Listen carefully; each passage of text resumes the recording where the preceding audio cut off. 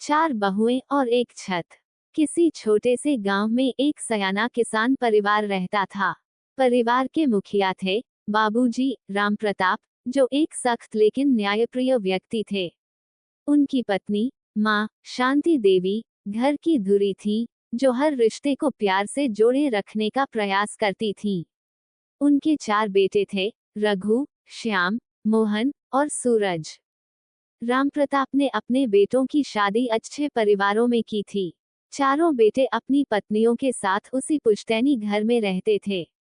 ये घर बहुत बड़ा था, लेकिन उसमें प्यार और समर्पण की सबसे बड़ी नींव थी।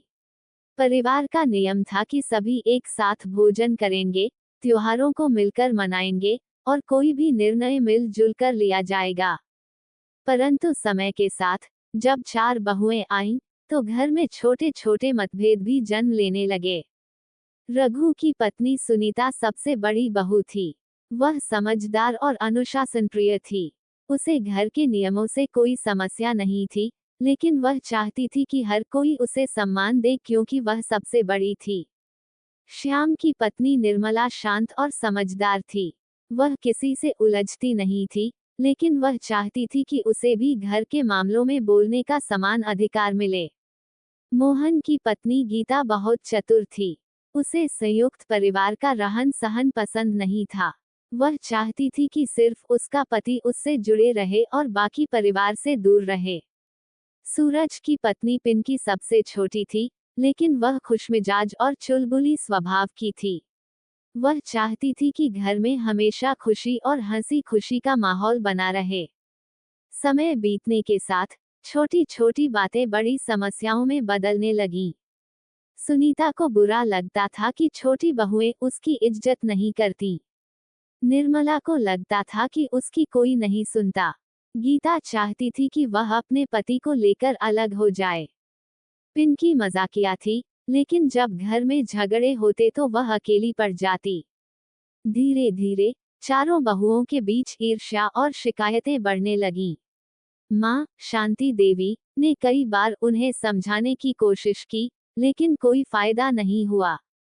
बाबूजी राम प्रताप सब देख रहे थे, लेकिन उन्होंने अभी तक कुछ नहीं कहा था। एक दिन गीता ने मोहन से कहा, हमें अपना अलग घर ले लेना चाहिए। यहाँ हर समय किसी न किसी बात पर बहस होती रहती है। हमें अपनी स्वतंत्रता चाहिए। मोहन पहले झिझका, लेकिन धीरे धीरे वह भी गीता की बातों में आ गया। फिर सुनीता ने भी रघु से कहा, मैं घर संभालती हूँ, लेकिन कोई मेरी कदर नहीं करता।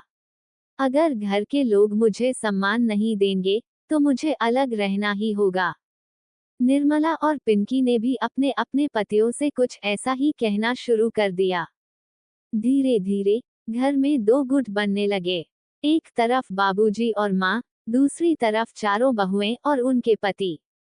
बाबूजी ने सबको आंगन में बुलाया और गंभीर स्वर में कहा, अगर तुम सब अलग होना ही चाहते हो, तो ठीक है। लेकिन एक बात याद रखना, ये घर सिर्फ ईंट पत्थर से नहीं बना, बल्कि तुम्हारे दादा दादी और माता पिता के संस्कारों से बना है। अगर यह घर टूट गया, तो सिर्फ दीवारें नहीं टूटेंगी, बल्कि रिश्ते भी टूट जाएंगे।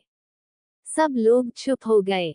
बाबूजी ने एक लकड़ी का गट्ठर उठाया और कहा, ये लकड़ियां देखो, अगर इन्हें एक साथ रखो, तो कोई नहीं तोड़ सकता।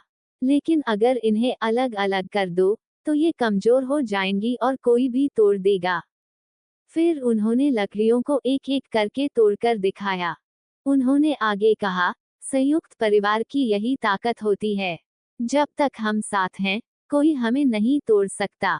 लेकिन अगर हम अलग हुए, तो ये परिवार बिखर जाएगा और हम सब अकेले रह जाएंगे। बाबूजी की बात सुनकर सब बहुओं की आंखें खुल गईं। सुनीता को एहसास हुआ कि वह घर की बड़ी बहू है, तो उसे माँ की तरह सबको जोड़कर रखना चाहिए। निर्मला ने सोचा कि वह हर छोटी बात पर शिकायत करने की बजाय प्रेम से समाधान निकालेगी। गीता को समझ आया कि अलग होने का मतलब सिर्फ स्वतंत्रता नहीं, बल्कि अपनों से दूर हो जाना भी है। पिंकी ने महसूस किया कि परिवार की खुशहाली के लिए सभी को मिलकर प्रयास करना चाहिए। चारों बहुओं ने एक दूसरे को देखा और आंखों में ही अपनी गलतियां स्वीकार कर ली। अब घर का माहौल बदलने लगा। सुनीता सबको प्रेम से संभालने लगी। निर्मला ने हर बहू की राय को सम्मान देना शुरू किया।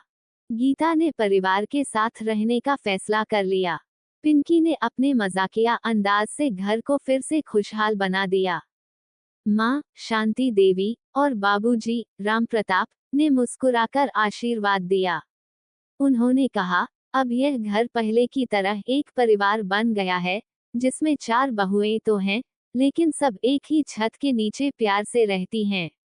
इस कहानी से हमें ये सीख मिलती है कि संयुक्त परिवार में रहना आसान नहीं होता, लेकिन अगर सब मिलकर एक दूसरे की भावनाओं को समझें, तो खुशहाली बनी रहती है। ईर्ष्या और अहंकार रिश्तों को कमजोर कर सकते हैं, लेकिन प्यार और समझदारी से सब कुछ सही किया जा सकता है। बुजुर्गों की सीख को अनसुना नहीं करना चाहिए, क्योंकि उनके अनुभव हमारे लिए सबसे बड़ा मार्गदर्शन होते हैं। परिवार की ताकत एकता में होती है। अगर हम एक दूसरे के साथ खड़े रहें, तो कोई भी हमें हरा नहीं सकता।